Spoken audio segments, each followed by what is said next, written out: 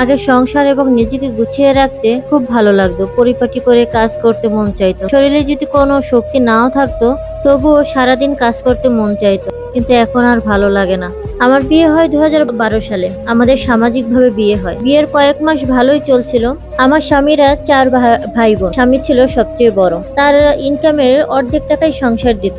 যখন আমাদের বিয়ে হয় তখন বিয়েতে কিছু ঋণ হয়েছিল। সেই ঋণের টাকা এবং সংসারের খরচ বহন করতে একটু হিমশিম খাচ্ছিল।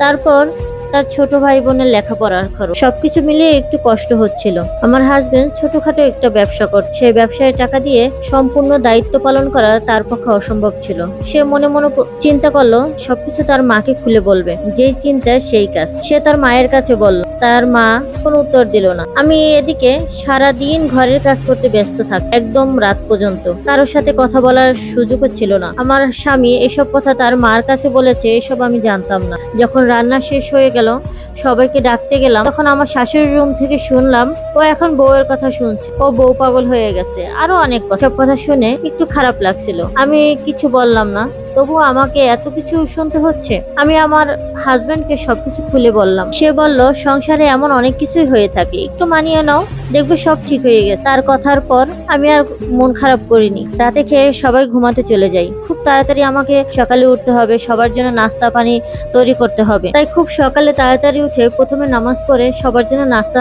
বানানো শেষ করি। আবার দুপুরে রান্নাও এদিকে শুরু করে দিই। নাস্তা সবাইকে দিয়ে হাঁড়ি পাতি থালা বাটি ধুতে শুরু করি। দুপুরে কি কি রান্না হবে তার আয়োজনও শুরু করি। কেউ আমার সাথে হাত লাগাতো না, একাই সবকিছু করতে হতো। তাতেও মন খারাপ করতাম না। যখন সবাইকে খাবার খেতে দিতাম তখন শ্বশুর বলে উঠতো, এসব কি রান্না করছো? এটা কোনো রান্না হয়েছে? তার চেয়ে আমার ছোট মেয়েও তোমার চেয়ে ভালো রান্না করতে পারে। কেউ তার কথার উত্তর দিল না। খাবারের পরে আমার শাশুড়ি আমাকে বলে, তোমার শ্বশুর একটু রাগী, সে উল্টো পাল্টা দেখতে পারে না। এসব কথা থাক। সব কাজ শেষ করে যখন টিভি দেখতে বসি, তখন পাশের ঘরে এক ভাবি এসে আমার সাথে টিভি দেখতে বসে। তাই দেখে আমার শ্বশুর টিভিটা বন্ধ করে দেয়।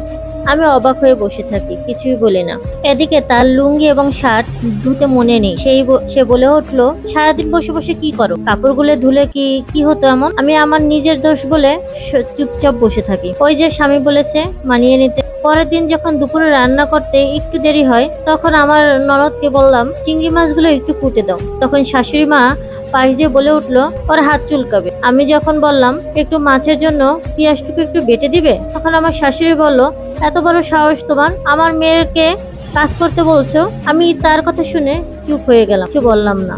পরের দিন বাসায় কাজের জন্য কিছু মানুষ এসেছে, প্রায় 7-8 জন। তারা দুবেলা খাবে। আমি একটু চিন্তায় পড়ে গেলাম, কি করে এসব কাজ করব। ওদিকে কাজের লোক নেই। তাই পাশের ঘরে ভাবিকে ডাক দিয়ে একটু কাজ করে দিতে বললাম। তাই দেখে আমার শাশুড়ি মা রাগ করে বলে ওঠে, তাই তোমার কোনো কাজ নেই, শুধু মানুষের বউর সাথে আড্ডা দিতে আসো না?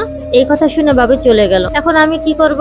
কোনো মতে কাজগুলো শেষ করলাম। তাদের খেতে দিয়ে বাকি কাজগুলো সেরে ফেললাম। সেই দিন রাতে আমার মা ফোন দিয়ে বলল, তোর ফর্ম ফিল আপ চলছে, তুই কি ফর্ম ফিল আপ করবি না? পরীক্ষা দিবি না? আমি বল জামাই বাসায় আসুক, আমি তার সাথে কথা বলে তোমাকে জানাচ্ছি। তাই শুনে আমার শাশুড়ি আমার এক চাচা শ্বশুরের সাথে বলল, বউকে পড়াবে কেন? বোনকে পড়াতে পারে না? বউ তো অন্য ছেলের সাথে চলে যায়। এই কথা শুনে আমার হাজবেন্ডকে আমি বললাম যে তোমার মা এইসব কথা বলেছে, আমি কি ফর্ম ফিল আপ করবো না? তখন সে বলল, বিয়ের পর লেখাপড়া করতে নেই। আমার মনটাই ভেঙে গেল।